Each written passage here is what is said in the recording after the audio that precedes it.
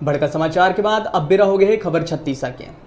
Korea जिला में प्रशासन के नाक के नीचे खनिज राजस्व के बड़े हानि लगातार हुआ थे और लगातार खनिज संपदा के चोर मन द्वारा चोरी करे जाते।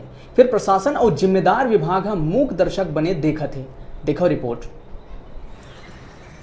छत्तीसगढ़ के कोरिया जिला खनिज संपदा के कारण अपन विशेष पहचान रखते। फिर विडंबना ये है कि जिला में लगातार खनन माफिया के द्वारा खनिज संपदा चोरी होते। फिर शासन प्रशासन और जिम्मेदार विभाग अंकुश लगाए के नाव में सुस्त नजर आते। सागौन का जो प्लांटेशन है उसकी अभी हम लोगों ने बीज जांच की थी, तो ऐसा कोई भी वहाँ रिपोर्ट नहीं आई है कि बहुत बड़े पैमाने पर कटाई हो रही है, क्योंकि समय समय पर हम लोग इसकी बीज जांच कर रहे हैं, जिससे ये पता चल जाता है कि कितनी कटाई हो रही है। अभी मुश्किल से 10 पेड़ का, वो भी कम से कम साल भर पुराना, उसी का रिकॉर्ड आया हुआ है। क्या विभाग बड़े पैमाने पर अंधाधुंध कटाई का इंतजार करती रहेगी?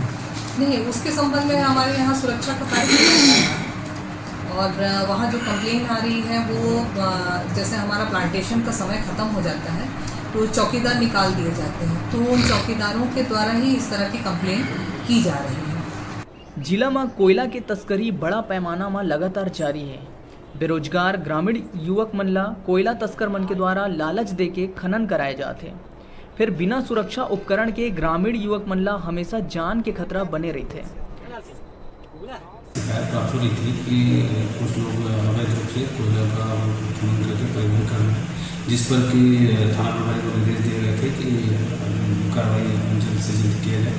और इसी तारतम्य में पिछले 2 दिवस में 3 पिकअप वाहन जब्त किए गए हैं, जिसमें से एक कुरेली से जब्त किए गए थे, जिसमें जो कि चालक फिरोज जिसमें था उसको 41/4/379 में जब्त किए थे पिकअप को और हिरासत में लिया गया था और उसको रिमांड पर जेल भेज दिया गया है।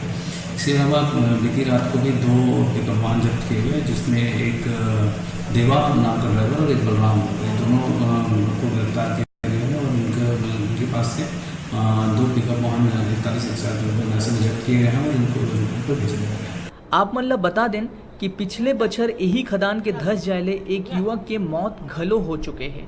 एकर बावजूद भी शासन प्रशासन द्वारा तस्करी और अवैध खदान मन ला बंद कराए में कोई दिलचस्पी नजर नहीं आते। कोरिया ले डिजिटल रिपोर्टर संजय गुप्ता की रिपोर्ट।